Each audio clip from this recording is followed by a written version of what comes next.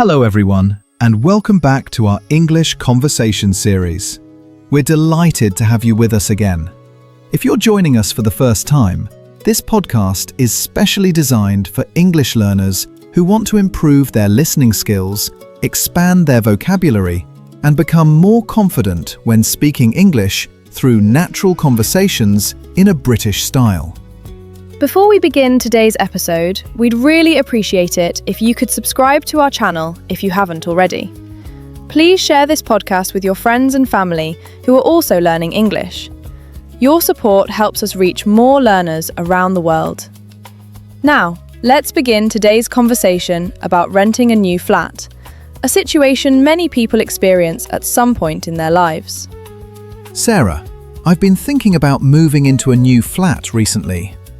Although I've lived in my current place for nearly 4 years, I feel it's finally time for a change. The neighbourhood has become much busier than it used to be, and the rent has increased twice over the past 2 years. I still like the location because it's close to my workplace, but I'm beginning to wonder whether I'm actually getting good value for the amount I'm paying every month.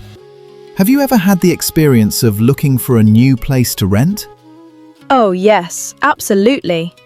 In fact, searching for a new flat is one of those experiences that can be both exciting and rather stressful at the same time. On one hand, you're imagining a fresh start, perhaps in a nicer neighbourhood or a more comfortable home. On the other hand, there are so many things to think about before making a decision. You have to compare rental prices, consider your daily journey to work, check whether the property is in good condition, and make sure the landlord is trustworthy. I always believe that renting a flat isn't simply about finding somewhere to sleep. It's about choosing a place where you'll spend a significant part of your life, so every detail matters. That's exactly how I feel. Sometimes I browse property websites in the evening, and I notice that 2 flats with almost identical sizes can have completely different rental prices.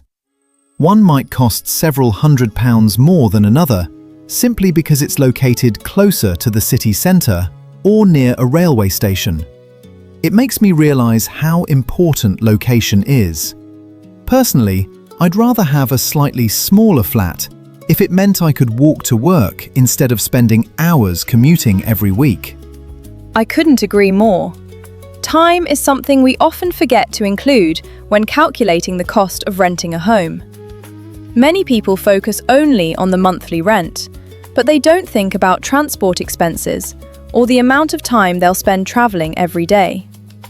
Imagine saving £50 on rent, but spending twice as much on train fares and losing 2 hours every day on your commute.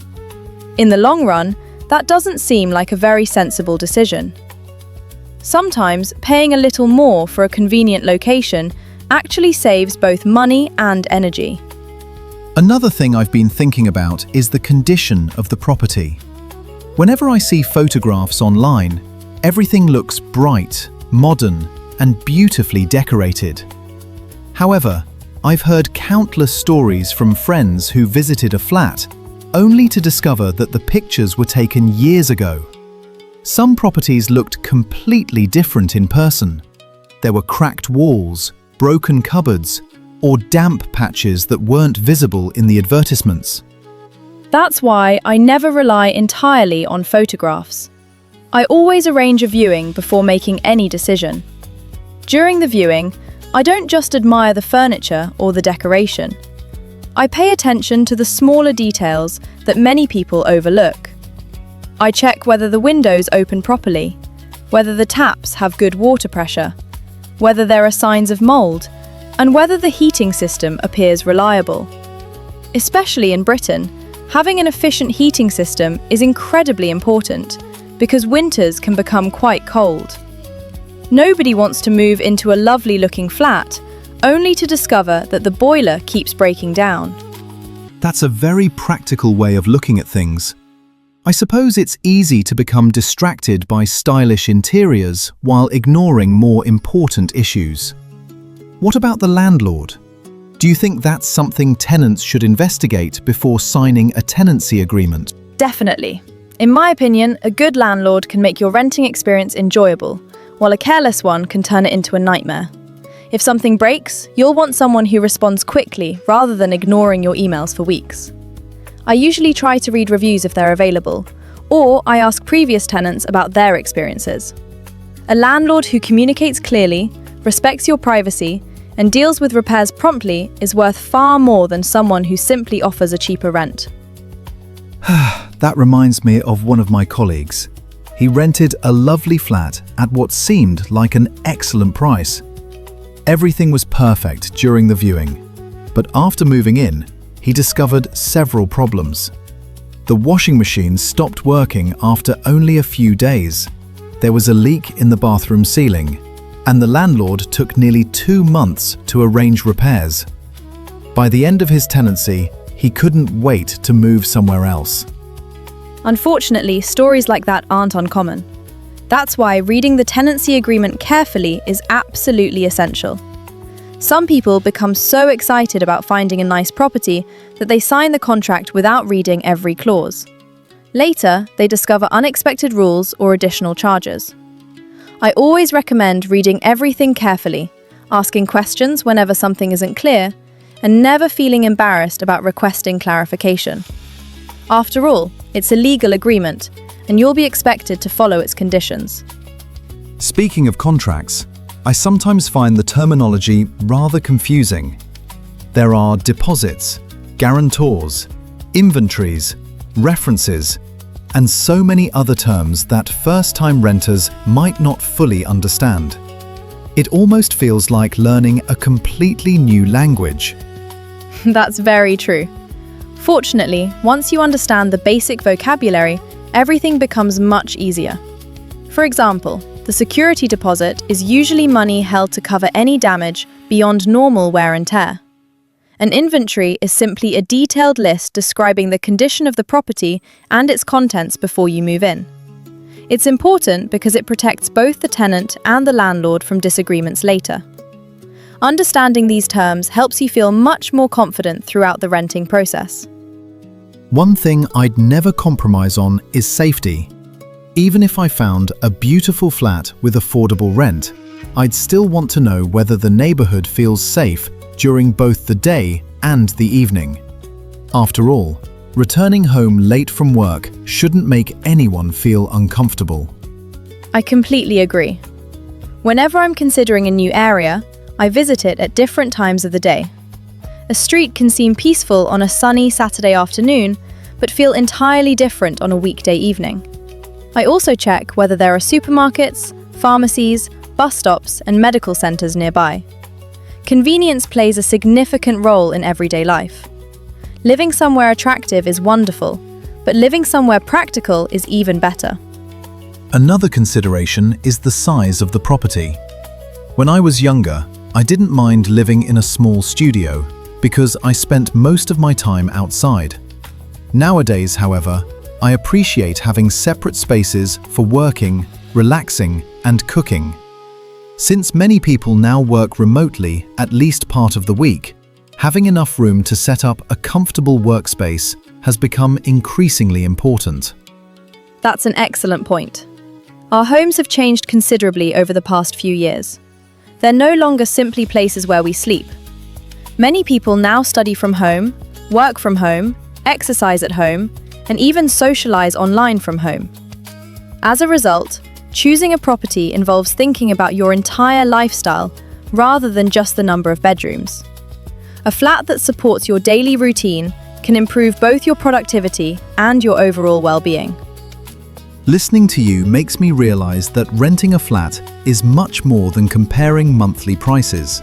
It's about balancing comfort, convenience, safety, affordability, and quality of life. Although the search may take longer, making a careful decision today could save months or even years of frustration later. Exactly. Finding the right home requires patience. You shouldn't rush simply because you're worried someone else might rent the property first.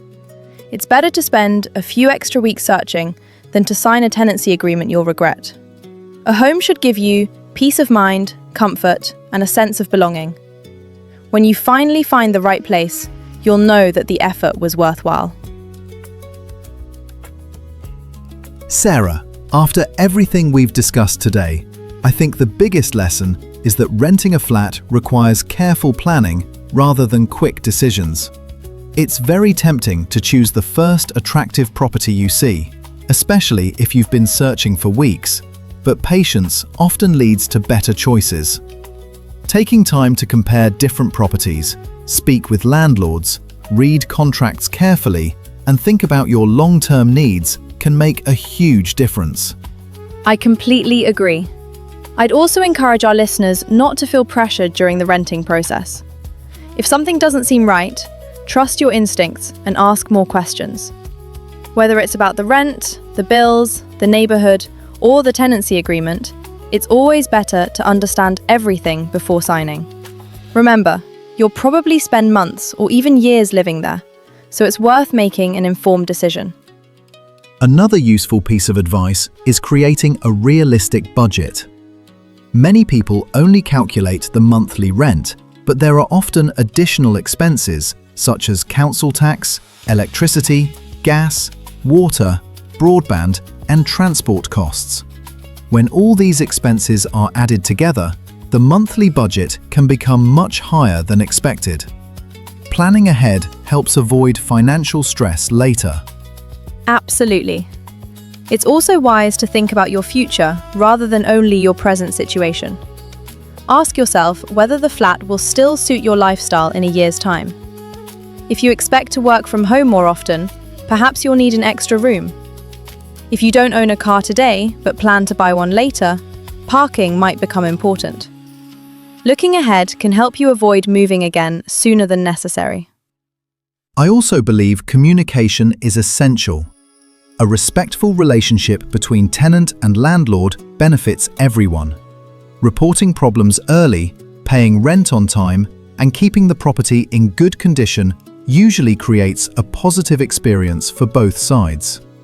Very true. Renting isn't just about finding a building. It's about creating a comfortable place to call home. When you choose carefully and understand your responsibilities, renting can be a very positive and rewarding experience. Well, Sarah, I think we've covered many important aspects of renting a new flat today. Hopefully, our listeners have learned not only useful English vocabulary, but also practical advice that they can apply in real life. We certainly hope so. If today's conversation has helped you improve your English listening skills, expand your vocabulary, or simply feel more confident with everyday British English, we'd be delighted if you continued learning with us. Don't forget to subscribe to the channel if you haven't already, so you never miss a new episode. And please, share this podcast with your friends, classmates, or anyone who is learning English. Your support means a great deal to us and helps our community continue to grow. We'd also love to hear from you. Please leave a comment below and tell us which everyday topic you'd like us to discuss in our next episode. Thank you very much for listening. We truly appreciate your time, and we look forward to welcoming you back in our next conversation. Until then, keep practicing, keep listening, and most importantly, keep enjoying your English learning journey. Goodbye! Goodbye, everyone, and see you in the next episode.